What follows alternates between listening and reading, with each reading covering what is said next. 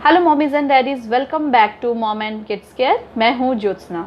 आज भी हम बात करने वाले हैं न्यू बॉर्न बेबीज़ के बारे में, क्योंकि एज अ मदर जब हम न्यू मदर बनते हैं, मदरहुड को एंजॉय करते हैं, उस टाइम हमारे पास बहुत सारे ऐसे क्वेश्चंस भी रहते हैं कि न्यू बॉर्न बेबी का हम केयर कैसे करें, कैसे पता चले कि बेबी कब फीड लेगा, कैसे पता चलेगा बेबी को भूख लगी है, या फिर बेबी कितनी दफ़ा यूरिन करता है, कितनी दफ़ा करना चाहिए उसको, कितने डाइपर्स वेट होने चाहिए डे बाय डे। बहुत सारे क्वेश्चंस हमारे माइंड में रहते हैं। तो आज हम बात करेंगे बेबी के यूरिन के बारे में। बेबी को यूरिन कितनी बार करना चाहिए और कब पता लगेगा कि बेबी को कोई इन्फेक्शन है या फिर कोई प्रॉब्लम है यूरिन से रिलेटेड। तो वीडियो को पूरा देखिएगा, बहुत ही इम्पॉर्टेंट है और न्यू मॉम्स के लिए तो बहुत इम्पॉर्टेंट है। तो चलिए स्टार्ट करते हैं वीडियो को। सब्सक्राइब कीजिए मॉम किड्स केयर को और बेल नोटिफिकेशन को प्रेस करना बिल्कुल ना भूलें। जब बेबी बॉर्न होता है उसके बाद 12 से 24 घंटे के अंदर बेबी का यूरिन बहुत ही कम होता है। मैक्सिमम 2 या 3 बार बेबी यूरिन करता है। इसका एक बहुत बड़ा रीज़न ये है कि बेबी जब न्यू बॉर्न होता है वो इस वर्ल्ड में आता है, सारी चीज़ों को एक्सप्लोर करता है, फिर मदर का भी जो ब्रेस्ट मिल्क है वो भी आने में थोड़ा सा टाइम लग जाता है। तो उसके लिए बेबी अच्छे से प्रॉपर तरीके से फीड नहीं ले पाता और बेबी यूरिन भी बहुत कम करता है।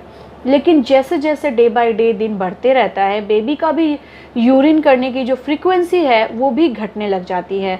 वेरी ऑफन बेबी फिर यूरिन करने लग जाता है। जैसे कि डे 1 में अगर बेबी का जो डाइपर है वो 1 या 2 वेट हो रहा है, तो फिर डे 2 में वो 2 से 3 हो जाएगा, फिर डे 3 में वो 3 से 4 हो जाएगा, सो ऑन डे 4 में फिर 4 हो जाएगा। इस तरह से बढ़ने लग जाता है। न्यू बॉर्न बेबी का ब्लैडर बहुत ही छोटा होता है और उसमें यूरिन होल्ड करने की कैपेसिटी भी बहुत कम होती है, मैक्सिमम 15 ml।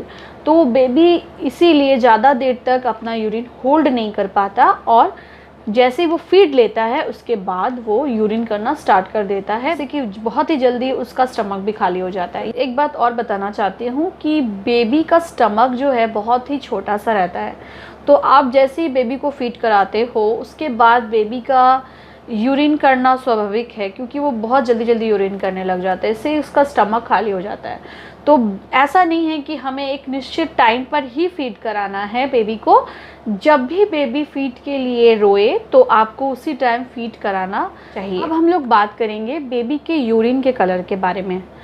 हम एज अ मॉम बहुत टेंशन में रहते हैं कि अगर न्यूबॉर्न बेबी के यूरिन का कलर कुछ अलग सा होता है तो हम टेंशन में आ जाते हैं कि अरे ऐसा क्यों हो रहा है, ये क्यों हो रहा है, मैं फीड तो ठीक से करा रही हूँ, या फिर बेबी ऐसा यूरिन क्यों कर रहा है। बहुत सारी क्वेश्चंस रहती हैं। तो पहला तो ये कि जब बेबी बॉर्न होता है उसके बाद 1 से 2 दिन के अंदर में बेबी का यूरिन का कलर कुछ पिंक या फिर रेड या फिर ऑरेंज हो तो घबराने की ज़रूरत नहीं है, क्योंकि बेबी के अंदर में जो बिलीरुबिन रहता है वो धीरे धीरे निकलते रहता है। इसी के वजह से बेबी के यूरिन का कलर इस टाइप का होता है। बिलीरुबिन के बारे में मैंने अपने लास्ट वीडियो में बताया हुआ है, आप चाहे तो जाकर चेक कर सकते हैं या फिर मैं डिस्क्रिप्शन बॉक्स में उसका लिंक दे दूंगी, आप चेक कर लीजिएगा। जैसे जैसे बच्चा फीड लेना स्टार्ट कर देता है वैसे वैसे ही उसका जो कलर है यूरिन का वो भी चेंज होने लग जाता है। जैसे जैसे बिलीरुबिन निकलते रहता है बॉडी से, उसके यूरिन का कलर भी चेंज हो जाता है। फिर धीरे धीरे 2 से 3 दिनों के बाद में बेबी का जो यूरिन का कलर है वो थोड़ा येलो के तरफ जाता है, येलो यूरिन होता है उसका ये कारण है कि बेबी फीड लेना स्टार्ट कर देता है, मदर फीड लेना स्टार्ट कर देता है। और मदर फीड जब वो स्टार्ट करता है तो मदर का भी जो ब्रेस्ट मिल्क है वो थोड़ा सा गाढ़ा रहता है, इसके वजह से उसका यूरिन येलो होता है। अब हम लोग बात कर लेते हैं कि हमें डॉक्टर के पास कब जाना चाहिए। बेबी 3 से 4 दिन का हो चुका है लेकिन फिर भी उसके यूरिन का कलर पिंक, रेड या ऑरेंज है तो फिर टेंशन की बात है। ये हो सकता है इसका कारण कि बेबी के यूरिन में यूरिक एसिड क्रिस्टल हो, कुछ ब्रिस्की डस्ट सा हो। जब जैसे आप डाइपर खोलोगे तो उसमें देखोगे कुछ डस्ट सा है, ब्रिस्की डस्ट सा कुछ निकल रहा है, तो फिर टेंशन की ज़रूरत है, आपको डॉक्टर के पास जाना चाहिए। दूसरा पॉइंट है, जब बेबी का यूरिन डार्क येलो हो रहा है, बहुत ज़्यादा गाढ़ा सा हो रहा है, स्मेली आ रहा है, स्टिंग कर रहा है उसका डाइपर, तो फिर टेंशन की ज़रूरत है। तो भी आप डॉक्टर से कंसल्ट कीजिए। डार्क येलो रहने का बहुत सारे रीज़न्स है। सबसे पहला तो ये कि अगर बेबी ठीक तरीके से फीड नहीं ले पा रहा है तो बेबी का यूरिन करने का जो टेंडेंसी है या फिर बेबी का जो फ्रीक्वेंसी है यूरिन करने का बहुत कम होने लग जाता है, या फिर बेबी डिहाइड्रेटेड है, उसे जितनी जो वाटर की जो ज़रूरत है, जितनी मिलनी चाहिए उतनी नहीं मिल पा रही है।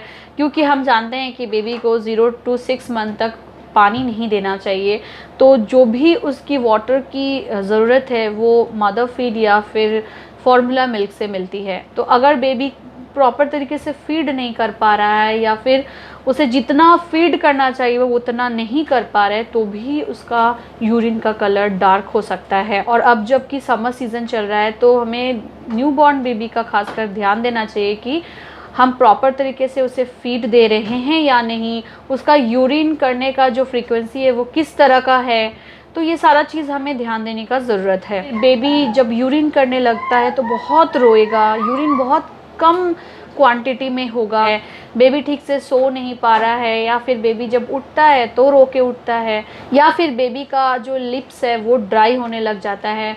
तो ऐसे अगर रीज़न्स आपको अपने बेबी के साथ दिख रहे हैं तो एक बार आप अपने डॉक्टर को ज़रूर दिखाएं।